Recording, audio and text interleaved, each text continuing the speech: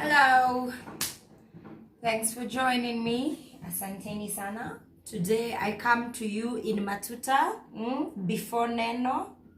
Yeah, Tikamake. I am doing my notes. I'm going to be rocking this for a week.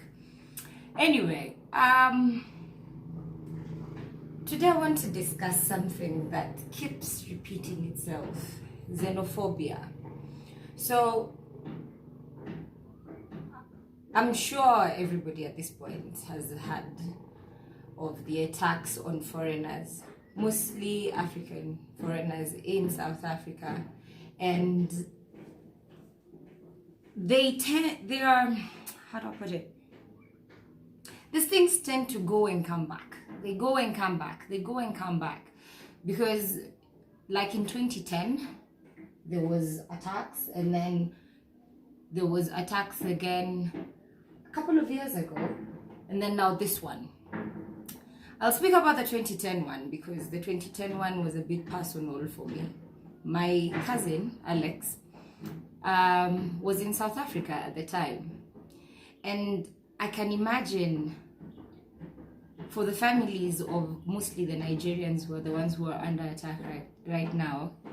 Hey Elaine's food house, sorry. Pole sija kuongelesha, but I have not been around, don't worry. Yeah. Nimekuja sasa. Nimekuja. Okay, ona venye unani distract. Okay, back to the xenophobia. So, in 2010, when this whole thing started happening, my cousin Alex, as I said, was there, and I can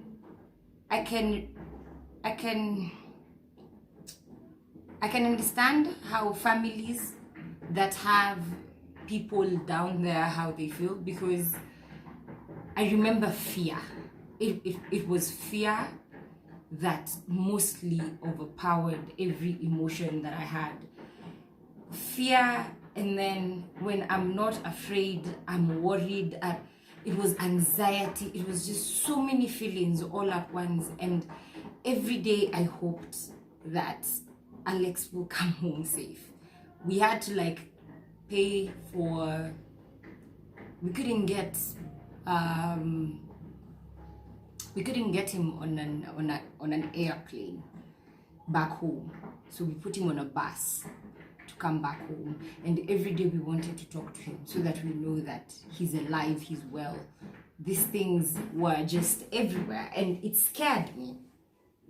So anyway, fast forward to the 2019, this one that is mostly targeted against Nigerians. Well, it's everybody, but it's targeted mostly against Nigerians because they say Nigerians are there to peddle drugs, or rather drug dealing and money laundering and all this illegal trade, and that is why they want them out of their country. I would want to believe that if foreigners left Nigeria, if foreigners left South Africa, that South Africa would be a better country for the black South Africans there. But we all know it's a lie. It's a lie. Personally, I came to an understanding after, in 2010 now, reading through a lot of South African history. And I understand that a lot of South Africans, there's a whole generation of South Africans that boycotted school. Like during that time of apartheid, they boycotted school completely. So some of them don't have the education to be doctors, to be engineers. I'm not saying all of them, but a lot of them don't have that knowledge, that know-how. But you need doctors, you need seasoned doctors, you need seasoned engineers, you need seasoned architects, you need seasoned everything, basically. You need people to show up. You need people to show up in your country and help you run this country that you love so very much, that you want people to live and leave it all to you. You can't run it like that. You can't do all these things for yourself, because there's a huge vacuum of people who cannot do the things that the foreigners are doing there. South Africa is like a last born of Africa as a whole. It's the baby. They're the ones that got independence last. And African countries as a whole came together to fight. They helped you with money, they helped you with resources, they helped you with manpower to end apartheid. And then when all this, is it apartheid or apartheid or whatever whatever that is, it makes me so mad that you go and pick on a black person who came to your neighborhood and opened a shop. The shop that sells you, you know, your daily, I don't know whether you people eat ugali, but I'm assuming you have a meal, you know, that is your ugali there. This person sells you your daily ugali. This person sells you your kawaida to things. They're not even there at it to sell you at huge things. It's stuff you need to survive. So many of them are not even in offices. Now, when you're going to somebody's shop and kicking down doors and breaking things and looting shops and taking them away, do you think you're helping yourselves? Do you honestly think you're helping yourselves? South Africa, our last born. Do you think you're helping yourselves? This is just, this topic, it is so annoying that I have tried, and I have so many things coming into my head all at once, and I can't understand for the life of me. Why? Fine, there's joblessness in South Africa. I understand. Even in Kenya, there's joblessness. I'm sure there's joblessness in Nigeria. I'm sure there's joblessness across the continent. But for you to kill, set families on fire, that is just, no. It's just wrong, inhumane. And even if, say, that nurse goes home, they go back to Nigeria. Say that doctor goes back to Nigeria. You who's throwing stones, you who's breaking into people's shops, will you be a doctor?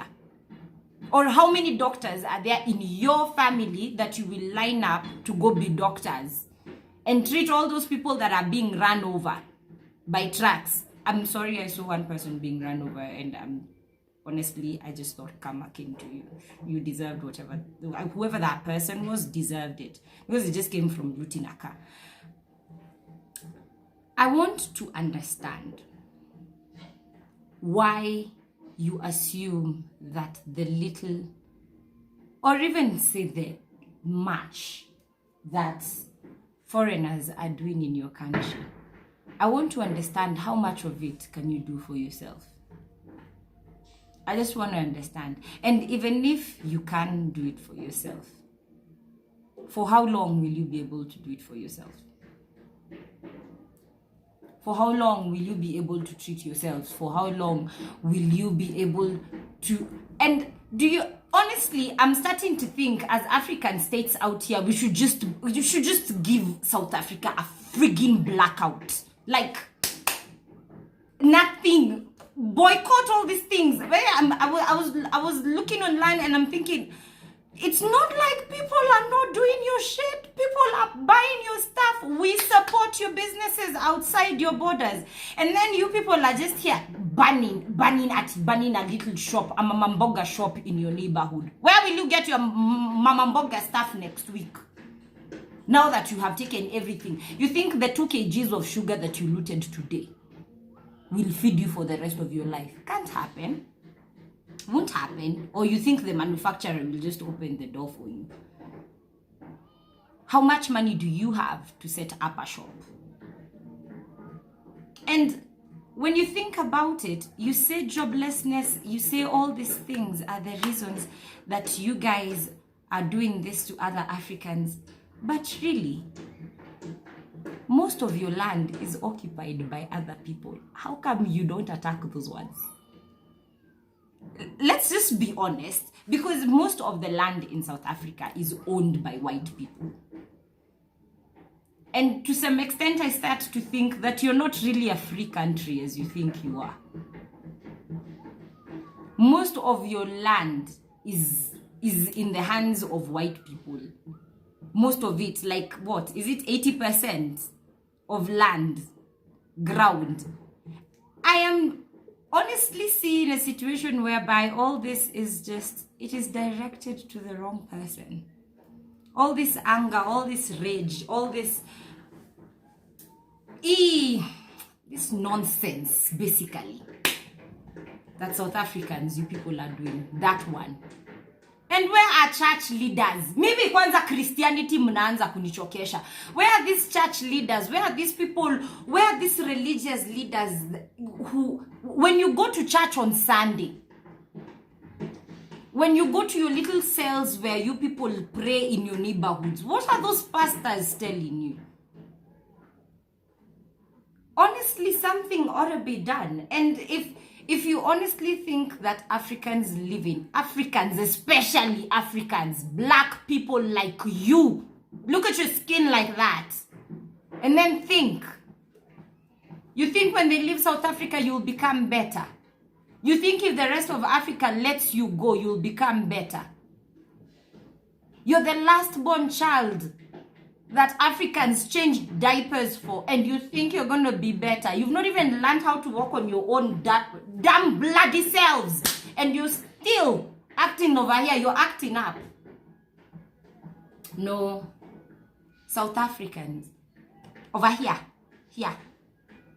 Ebu check. Look at yourself in the mirror. And then look at me that's speaking to you. Our color is the same. We go about the same struggles. You think we have it better in Kenya? No. It's not like we have it better in Kenya. We try to make it work with what we have. We're not banning South Africans in Kenya. Nigerians are not banning South Africans there. But you want to set our people ablaze. I am pissed off. I am angered by this. I am pained. I am so embarrassed by you, our lastborn. I am embarrassed. I feel bad. It is beyond. I can't explain. Y'all need to style up. You all need to style up. You can't be roasting people in the street and you think that until now, and then we will forget about this for another 2-3 years and then you do it again. For how long? So after you've done it 2010, sijui 20 what, now you're doing it again. What did it change? What did it change? How many jobs did you create from the previous attacks that makes you assume that this one will set something straight? How many jobs did you create from the last xenophobic attack? How many? Wisen up, man. You're smarter than that. You need to go to your government and actually talk. Talk facts. Talk facts. Tell them truths. You're crammed into small spaces while there's a lot of land in South Africa. If you had land, you can till it and sell your vegetables, sell whatever, but then that land is for somebody else. Style up, South Africa. Thank you, Elaine, for watching. I love you. Y'all need to go to Elaine's Food Hub. She has like some really nice recipes up in there. Asante sana. And for you South Africans, I send my love, yes. But sometimes, even love, we walk away. Sawa. And all other Africans there, stay strong. We love you. We are praying for you. We hope that you can make through this one alive, unharmed. And for those ones who've already been affected by attacks, man, I am besides myself. I am ashamed it had to happen. And I hope that a solution to this can be found soon, so that we don't have a recurrence of the same. It's becoming old, man. It's becoming very old. Thank you all for watching. See you in my next one.